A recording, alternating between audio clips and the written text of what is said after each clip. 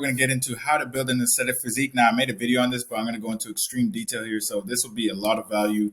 It took me like literally 30 minutes to set this up because it kept messing up. So make sure before anything, like, comment, subscribe.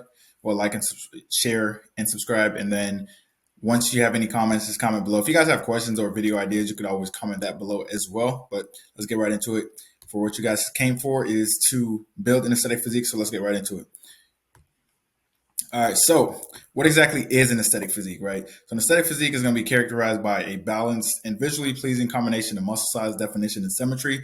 So you don't want to be like the biggest bodybuilder. That's not the goal. You don't want to be like just a performance runner, because obviously if you're a performance runner, like endurance runner, you'll be skinny. If you're like a sprinter, you might be kind of, bulkier. But as you can see with these physiques, David J.B. Fit, Alex Eubanks, Jeremiah Wharton, they're all very, very aesthetic, as you can see. Shoulder to waist ratio is good balance of symmetry, even proportions, all of that. All right, so let's get into the exercises that are best for each body part. So if you guys want that, let me go back. If you guys want that cut shoulder, like the shoulder definition, and really to cap out your shoulders, the most important thing will be definitely is going to be side raises, just to get them capped. And then if you want thickness in the back, you're going to need to do rear delt flies as well. So prioritize your rear delts and your side delts, just because your front delts will be worked with bench press, incline bench press, shoulder press, all of those things. So you really don't have to overemphasize your front delts by doing like front raises. You don't need to do those because, like I said, if you're doing regular machine presses, dumbbell presses, even bench presses, you'll be working your front delts automatically.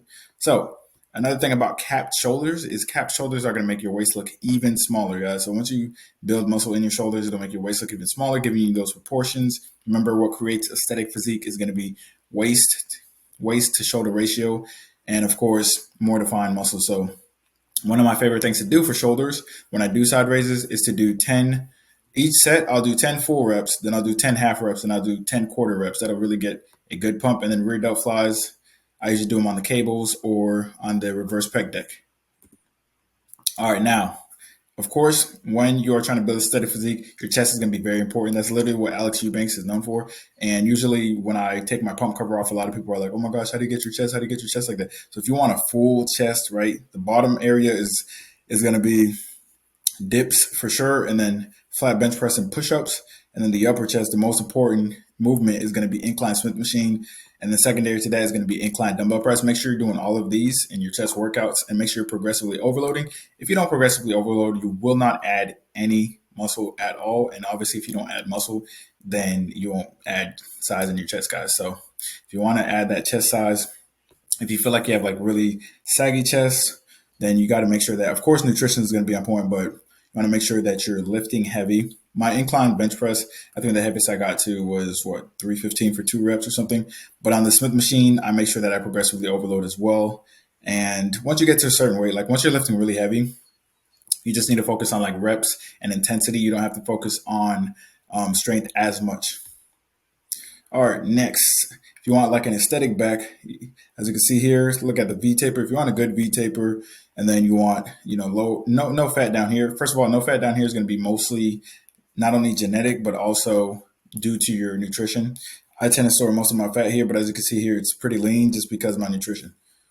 I was in a caloric deficit for a long period of time. So big lats are literally a key to a V taper, right? Big lats make your waist look super small. So the most important thing for big lats are pull-ups. I've probably done probably a million at least pull-ups in the past couple of years. But pull-ups are a staple. Every single back day, I always warm up with 4 sets of 15 on pull-ups or 4 sets of 12, anywhere in that range. Your secondary thing will be lat pull-downs.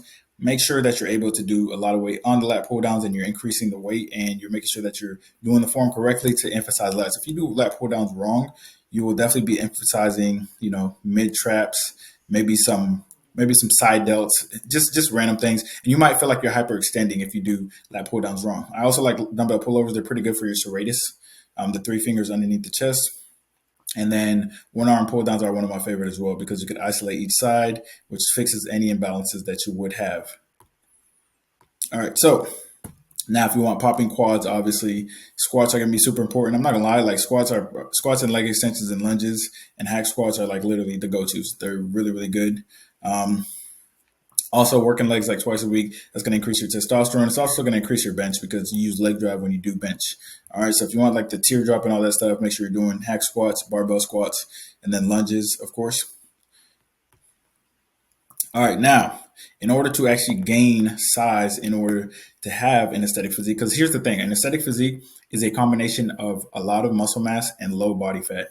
Now, if you're at a low body fat percentage, but you don't have any muscle mass, you're like skinny fat, then you gotta make sure that you lean bulk in order to actually gain that muscle size. So, should you dirty bulk or should you lean bulk?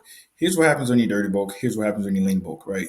I have more muscle in this picture and I have way more fat in this picture, right? So lean bulking is way better. If you dirty bulk, you're just gonna end up gaining unnecessary fat, right? And that's gonna be harder to cut, and then you're gonna get discouraged, right? So make sure that you lean bulk. If you lean bulk, you could also bulk for a longer period of time because you'll remain aesthetic most of the bulk. Like I said, if you're a beginner, bulk for at least 6 months. I bulked and cut 3 times. My first bulk was 8 months. Second was about 2 years, and the third one was a dirty bulk because I was going through some things. 6 months, but yeah. So bulking is literally the easiest way to make sure that you add a decent amount of muscle. So when you cut down, you actually can look aesthetic. Because if you cut down and you have no muscle, you're just going to look skinny, right? That's not aesthetic. If you're skinny and you have abs, that's not very aesthetic, right? If you don't have any shoulders, any chest, nothing, and you just have abs, like that's not what aesthetics is. You got to have high muscle and low fat to be aesthetic, right? And bulking just means being in a calorie surplus. All right, so figuring out your bulking and your tracking. So the easiest thing to do is literally just to eat bigger meals. And honestly, if you just eat bigger meals and eat more consistently, it'll be fine. But if you want to track, I do recommend tracking because if you want to improve in anything, tracking is going to enhance it 10 times. All right, so all you got to do is go to the calorie calculator, type in your numbers, and then it'll give you a rough estimate. Now, make sure you're hitting your protein numbers, make sure you're hitting your carbs, things like that. And of course, you must be in a surplus to gain muscle. If you want to lean bulk, you want to be in a slight surplus. So you want to aim to gain like 1 pound per week. You'll probably gain more than that, but you want to aim to gain 1 pound per week. That's 4 pounds a month.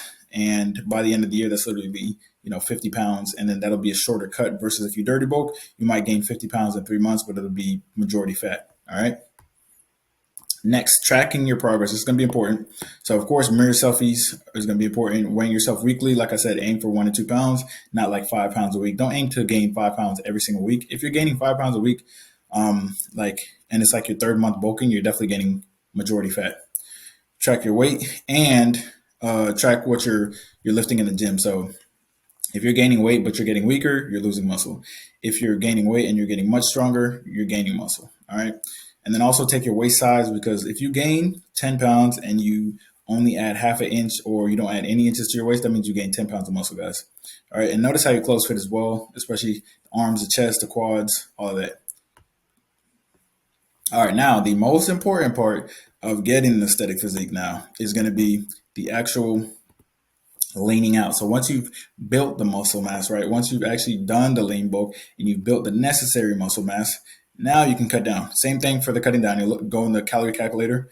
And of course, when you have a low body fat percentage, your abs are going to be way more visible, because I don't even work abs and you can see my abs in this picture, right? I don't work abs like that and you can see them because I'm at a lower body fat percentage. I just reduced the fat around my belly, guys. Let me show you. I just reduced all of this. All right, so find out your calories from the calculator, like I said, and you want to maintain your strength and exercises to make sure that you're maintaining your muscle mass, so that when you do cut down, you'll actually have a lot of muscle, high muscle, and then low fat, right? Because if you just go to like 20 reps and lightweight, then you'll lose a lot of muscle and fat. Then you won't look aesthetic. You'll just look kind of skinny fat once again. All right, so other things to note. You want to make sure you're getting 7 to 9 hours of sleep, of course. It's going to be very important for muscle recovery. You want to drink a gallon of water a day.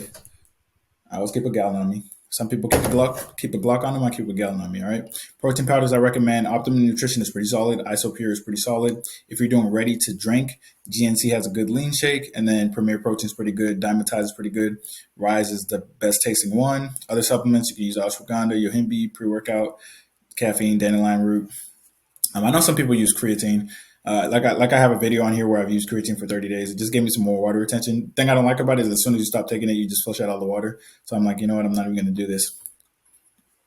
All right. Other things to note, right? So training for aesthetics does not prioritize only strength or mass. All right. So if you're just trying to be the strongest person, you're trying to be a powerlifter, That's not what aesthetics is. All right. Aesthetics is not about powerlifting or just building a bunch of mass. That's bodybuilding. Right. Strength is powerlifting. Mass is bodybuilding. Aesthetics is a lean balance. You still want to, look good in clothes. You don't want to be too bulky, all those things, right? So 15% body fat is lean, and you'll start to notice a difference. I would say I'm around 15 here. You can see the abs. I'm decently lean, right? But 9-11 is when you'll get the half natty, and look the most aesthetic, and then people will start to say that, are you natty? Are you this? Are you that? So look, here's like 25% ish, somewhere around there, maybe 19% body fat, right? Here's probably like 15, and then here's where I am right now, probably between 9 and 12. Not sure exactly because I don't actually measure, but this is like between this and this. Like I was over here for a while, right?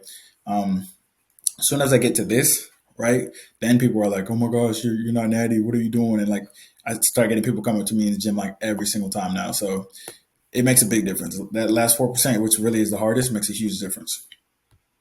All right, so I hope this helped. This is a full guide, step by step, how to build a steady physique. If you guys have any more questions, just comment below, like, comment, and subscribe.